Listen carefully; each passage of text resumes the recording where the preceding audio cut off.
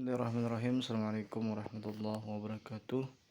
Alhamdulillahilladzi arsala rasulahu bil huda wa dinil haqq liyuzhirahu 'alad dini kullih wa kafa billahi syahida. Allahumma shalli wa sallim ala nabiyyina Muhammad wa ala alihi wa sahbihi wa mawalah, amma ba'd.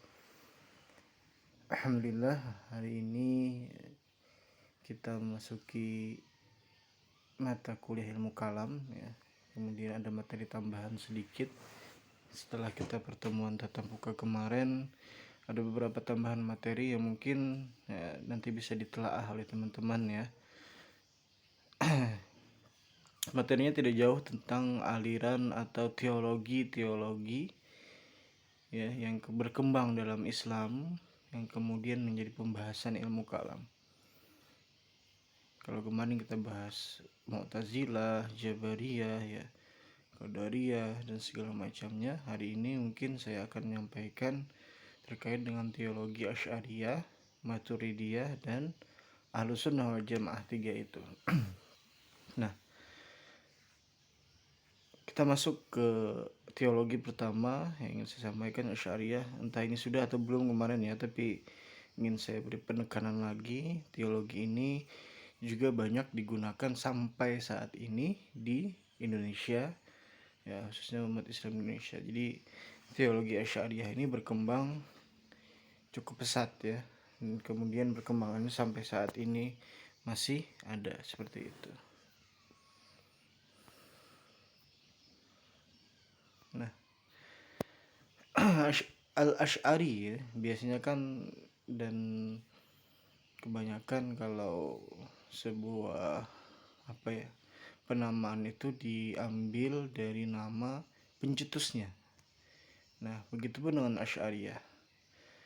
Nama lengkap Al-Asy'ari adalah Abu Hasan Ali bin Ismail bin Ishaq bin Salim bin Ismail bin Abdullah bin Musa bin Bilal bin Abi Burdah bin Abi Musa al-Asy'ari. Jadi Asy'ariyah diambil dari akhir kata nama kakek beliau ya, dari Abu Al-Hasan Ali ini.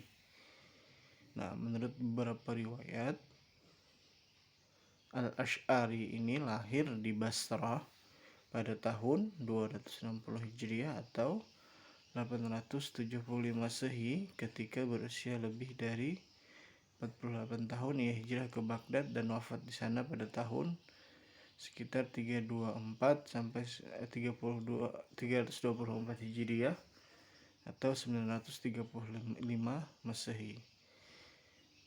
Jadi ada sekitar 60 tahunan ya usia beliau. Nah, ada juga yang dikemukakan oleh Ibnu As-Sakir, ayah Al-Asy'ari adalah seorang yang berfaham Ahlus Sunnah dan ahli hadis. Ia wafat ketika Al-Asy'ari masih kecil. Abu Al-A'syar sepeninggal ayahnya menikah lagi dengan seorang tokoh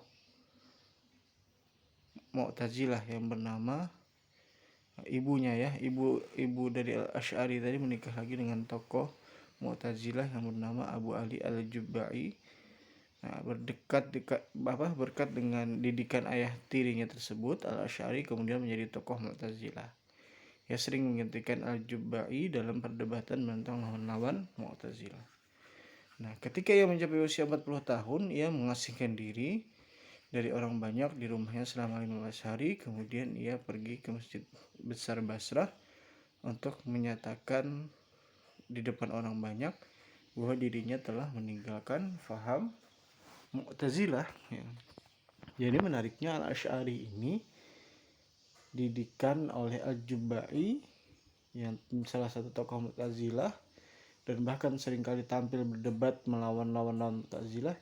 Tapi setelah beliau dalam cerita itu mengasingkan diri selama 15 hari dari orang banyak, dan tiba-tiba beliau keluar dan menyatakan bahwa beliau keluar dari faham Mu'tazilah.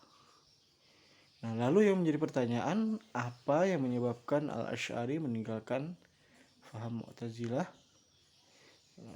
Dalam beberapa literatur ditemukan ya bermacam-macam dugaan. Nah, menurut Harun Nasution, sulit menentukan sebab mana yang membuat Al-Asy'ari berpaling dari Mu'tazilah. Jadi banyak hal-hal yang mungkin ya pendapat-pendapat saja, tapi karena itu di daerah akademis boleh saja berbeda pendapat seperti itu ya. Nah, sebab biasa yang dikemukakan adalah karena mimpi. Menurut Ibnu Asyakir yang melatar belakangi Al-Asy'ari meninggalkan faham Mu'tazilah adalah pengakuan Al-Asy'ari telah bermimpi bertemu dengan Rasulullah SAW sebanyak 3 kali, yaitu malam ke-10, ke-20 dan ke-30 bulan Ramadan. Dalam mimpinya itu Rasulullah mengingatkan agar meninggalkan faham Mu'tazilah dan membela paham yang telah diriwayatkan dari beliau. Ini menurut Ibnu Asyakir ya. Ada juga pendapat lain, Al-Asy'ari meninggalkan aliran Mu'tazilah juga karena merasa tidak puas terhadap konsepsi aliran tersebut. Juga dikhawatirkan Al-Quran dan hadis menjadi korban dari faham-faham Mu'tazilah yang dianggapnya semakin menyimpang dan menyesatkan masyarakat karena aliran Mu'tazilah terlalu mengedepankan pemujaan kekuatan akal pikiran, jadi berpusat pada ra'yu tadi. Maka kemudian Al-Asy'ari memutuskan keluar dari Mu'tazilah. Nah, ini adalah tokoh dan akhirnya singkat cerita beliau mendirikan atau kemudian mengkonsepsi sebuah teologi baru, yaitu Asy'ariyah. Dan dalam sejarahnya Asy'ariyah maju dengan beberapa tokohnya seperti Al-Baqillani, Ibnu Fawraq, Ibnu Ashaq Al-Isfaraini, Abdul Qahir Al-Baghdadi, Imam Al-Haramain Al-Juwaini ya, Abdul Muzaffar Al-Isfaraini, Al-Ghazali juga termasuk, Ibnu Tumari, Asy-Syaikh Ristani, As-Sanusi, ya, banyak ya. Nah, beberapa doktrin dari Asy'ariyah kita bandingkan dengan doktrin dari Mu'tazilah. Mu'tazilah berpendapat bahwa Tuhan itu esa, tak ada satupun yang menyerupainya. Kemudian ada juga Hasyimiyah dan Mujassimah berpendapat bahwa sifat-sifat Tuhan itu sama dengan sifat makhluk. Menghadapi dua pendapat tersebut, Asy'ariyah mengakui bahwa Allah memang memiliki sifat-sifat, tetapi sifat-sifat Allah itu unik sehingga tidak dapat dibandingkan dengan sifat-sifat makhluk. Dan masalah lain adalah yang perbedaan menjadi fundamental, yaitu kebebasan dalam berkehendak. Kalau Jabariyah, manusia tidak berkuasa menciptakan sesuatu. Nah, kalau Mu'tazilah bahwa manusia itu mempunyai kemampuan untuk mewujudkan tindakan tanpa campur tangan Tuhan. Jadi kita bergerak ini gerak tangan kita misalkan ya. Kalau Jabariyah ini Tuhan yang berkehendak. Tapi kalau Mu'tazilah ini karena manusia juga mampu. Nah, Asy'ariyah berpendapat bahwa Tuhan menciptakan segala perbuatan manusia, tetapi manusia mengambil bagian atau peran dalam mewujudkan perbuatan-perbuatan itu. Jadi Asy'ariyah mengambil beberapa jalan tengah atau ya jalan tengah ya daripada perdebatan-perdebatan itu. Nah, melihat Allah ini kan menjadi pembahasan dalam ilmu kalam sering. Kalau Mu'tazilah, Tuhan tidak dapat dilihat di akhirat dengan mata kepala. Andai kala Tuhan dapat dilihat dengan mata kepala di akhirat, tentu dunia pun dia dapat dilihat oleh mata kepala. Ini pendapat Mu'tazilah. Sedangkan Jabariyah bahwa Tuhan itu tidak dapat dilihat di akhirat, tetapi Tuhan dapat saja memindahkan potensi hati atau ma'rifat pada mata sehingga manusia dapat melihat Tuhan. Asy'ariyah berpendapat bahwa setiap yang ada pasti dapat dilihat. Oleh karena itu Tuhan ada maka ia dapat dilihat. Tuhan dapat dilihat ketika hari kiamat, tetapi tidak dapat digambarkan kemungkinan la'inatullah dapat terjadi manakala Allah sendiri yang menyebabkan dapat dilihat. Ini pendapat Asy'ariyah. Nah, berarti kalau saat ini kita percaya Allah bisa dilihat suatu hari nanti, maka kita berfaham Asy'ariyah ya. Sederhana saja seperti itu ya. Nah, kemudian kedudukan orang berdosa.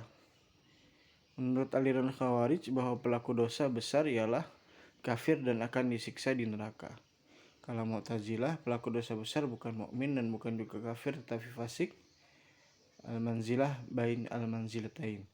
Jadi kalau Mu'tazilah beranggapan orang pelaku dosa besar itu tidak masuk surga, tidak masuk neraka, tapi ada al-manzilah bain al-manzilatain, ada tempat di antara dua tempat. Nah, di antara surga dan neraka itu ada khusus untuk orang pelaku dosa besar. Nah, Asy'ariyah berpendapat bahwa pelaku dosa besar tetap mukmin, adapun balasan di akhirat kelak bagi pelaku dosa besar maka tergantung kepada kebijakan Allah yang maha berkehendak. Jadi kita percaya masih ada pintu taubat seperti itu. Nah, ini terkait dengan Al-Quran itu makhluk atau tidak. Perdebatan itu kalau Mu'tazilah bahwa Al-Quran itu makhluk. Sedangkan Asy'ariyah sama dengan pandangan Maturidiyah bahwa Al-Quran itu adalah kalamullah dan bukan makhluk. Ya.